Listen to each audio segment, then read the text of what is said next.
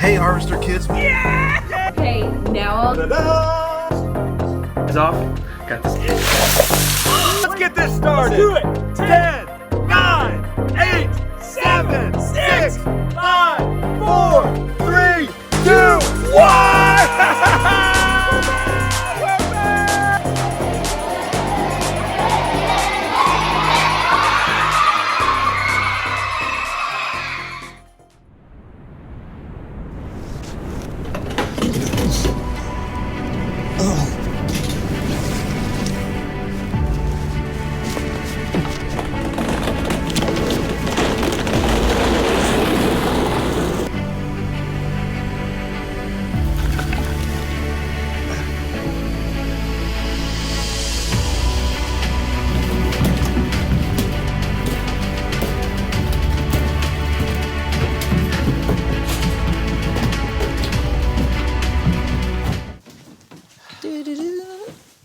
Brandon, what are you doing?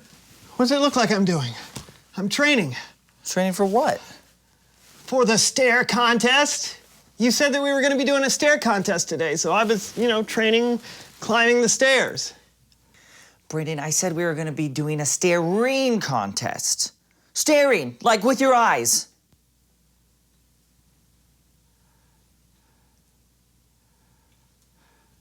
Yeah, that makes more sense.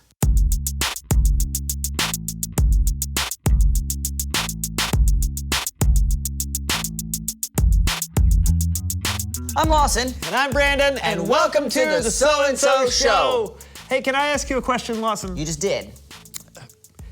Can I ask you another question, Lawson? You just did. Stop that. You just Stop did. it. Just did. Just did. Ask your question. Okay. When you think of having grit and toughness, what do you think of? Beef jerky. Okay, I'll give you that, okay. Anything else come to mind? Ooh, my Aunt Lulu. She was a tree logger, toughest person I've ever met. A tree fell on her once, and she just caught it. All right. Nothing else? Sandpaper. Cowboys. Oh yeah, cowboys. That's what I meant to say right after, like, my Aunt Lulu, and then there's beef jerky, and then I was gonna say cowboys, and then a little bit after that, there's sandpaper. Great. Please welcome someone who knows stuff.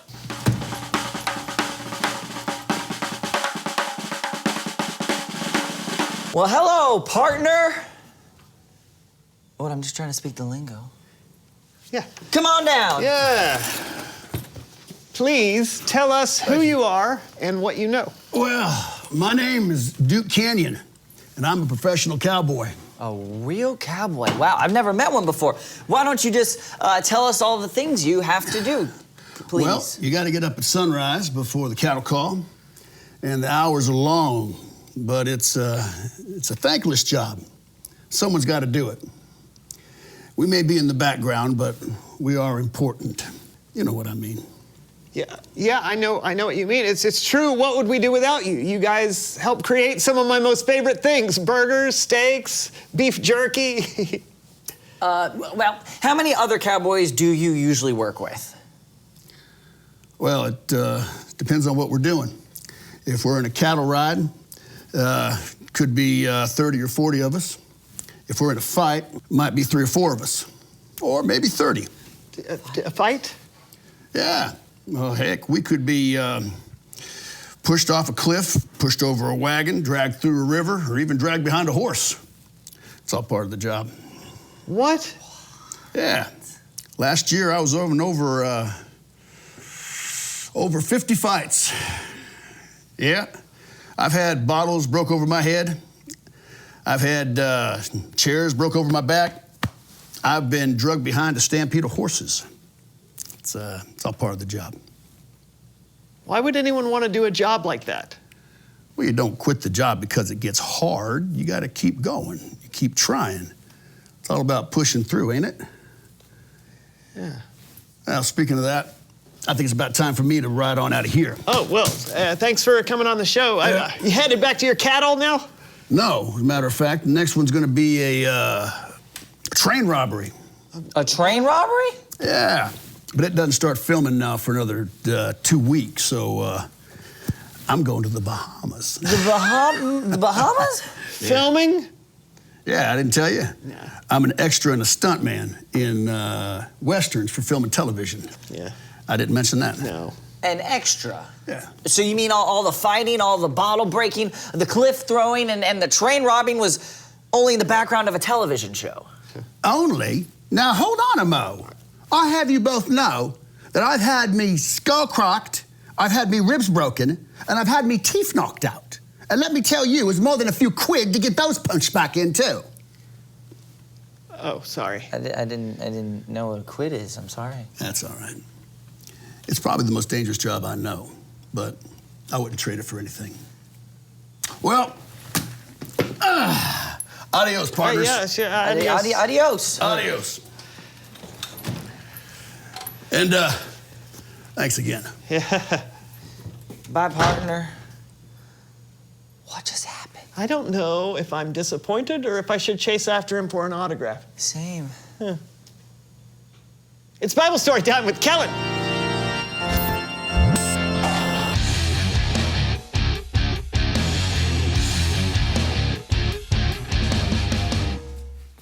Hey guys, listen, unfortunately something has come up and I can't be with you all today, but don't worry, everything's fine. And I don't want to leave you all high and dry. So I asked my good friend Cameron and he's gonna take over for me today, all right? Take it away, Cameron. Hey guys, you know, I think I've seen that cowboy in a show or two. Really? I'd say that dude's got grit, no matter what his job is. No doubt. You got a Bible story for us? I do. It's about someone who I think has even more grit than a cowboy. Oh, and I'm gonna need your help for this story. No problem. It's time for Human Head Puppet Theater. Our story starts with Moses. Let my people go. No, we haven't gotten there yet. Oh. You shall not pass. We're not there yet either. Actually, we're not telling that part. Just hang on. All right, fine. Moses' people, the Israelites, were enslaved by the Egyptian king, Pharaoh. Moses had grown up in the Egyptian palace after being rescued by Pharaoh's daughter. Our story today starts when Moses was around 80 years old. He had long since left Egypt and was living way out in the middle of nowhere. One day, while Moses was out tending his flock of sheep, he came upon something unbelievable.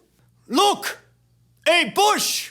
But this was no ordinary bush because it was on fire and it wasn't burning up.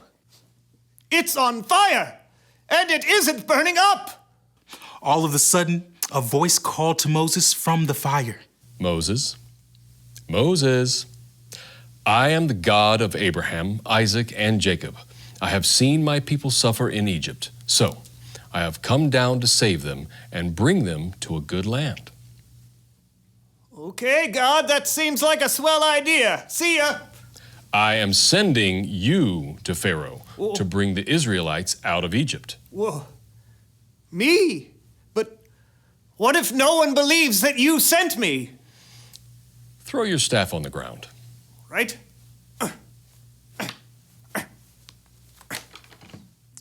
God turned Moses' staff into a snake. Wah! And then back into a staff. Well, that was weird. It was cool, but it was weird. I'm still a little nervous about going back to Egypt. You see, Moses didn't feel like he was the greatest public speaker or the right person for the job and wished God would send someone else. But God knew Moses had it in him, so God promised to help Moses communicate with Pharaoh. Moses' brother, Aaron, would help. God would speak to Moses. Moses would tell Aaron what God said, and Aaron would relay God's message. Before long, Aaron and Moses went to Pharaoh. The Lord said, "Let my people go." The Lord? Who is this you speak of, and why should I care what he says? And why is it so hot in the desert? Oh, you know what? I am not gonna let your people go. Instead, I'm gonna make the Israelites have to work even harder. Man, I'm a good Pharaoh. Well, as you can imagine, the Israelites were pretty mad that Moses made things worse for them. And I think it would be safe to say that Moses was pretty upset too, and probably wanted to quit. But with God's help, Moses kept going. He went back to the Pharaoh by the Nile River. The Lord sent me to tell you to let my people go. But you didn't. So this is how you'll know that God ain't playing. I will strike this water with my staff, and the river will turn to blood. Yeah.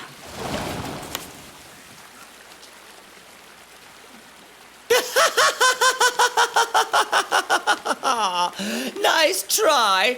Even David Copperstream could do that. The Israelites are going nowhere.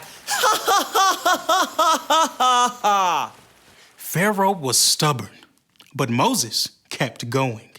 He went to Pharaoh again and again, and Pharaoh continued to deny the Israelites freedom. God is gonna send frogs. Frogs? No deal. I love frog legs.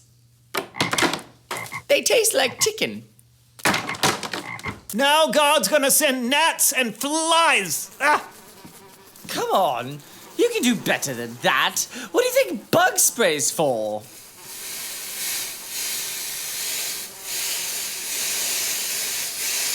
Now all the cows are gonna die. You're gonna get terrible sores. There will be hailstorms.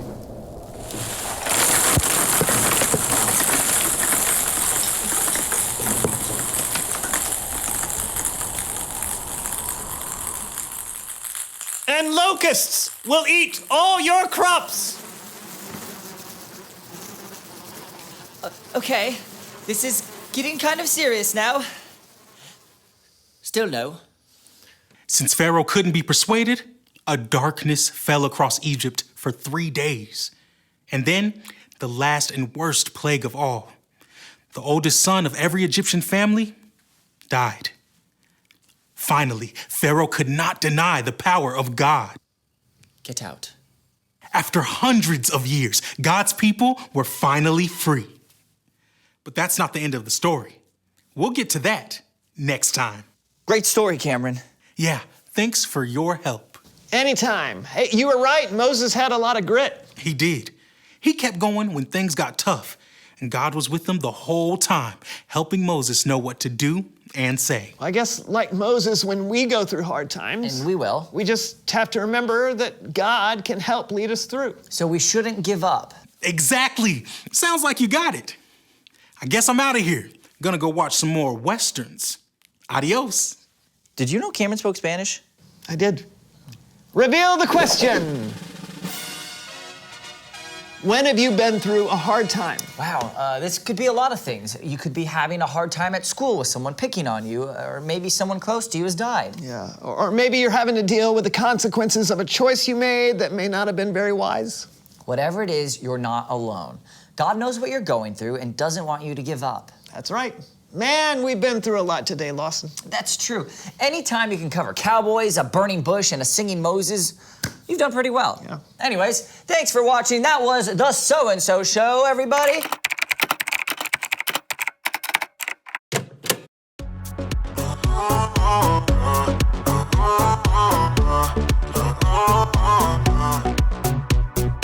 Everything keeps telling me to quit and not go where I'm going. But I'm never ever gonna stop, and there's no signs of slowing. Ooh,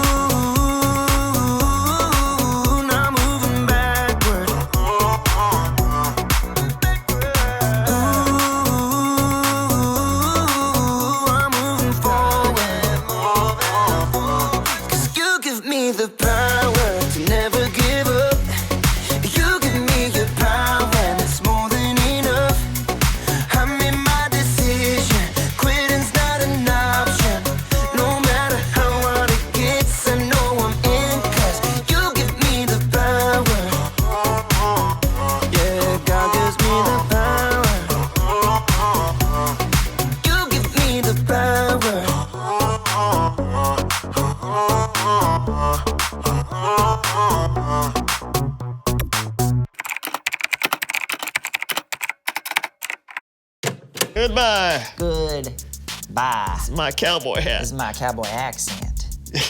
Howdy, partner. Partner. That's your cowboy accent? Howdy, partner. No, howdy, partner. Clink, clink. What is that? Clink, those my spurs there. okay, Tell okay. you All what. cowboys wear spurs. All right. This town ain't big It's enough not. for the both of us, No, partner. Draw. Draw. Oh, good, horns. Here, wrap this around. Here. All right. Try to get away. Now, Got it. hold her tight. Pull it in. Hold him down. No count. No. Yeah, that's right. We got him. Now you take a branding iron. My Oh, okay. No!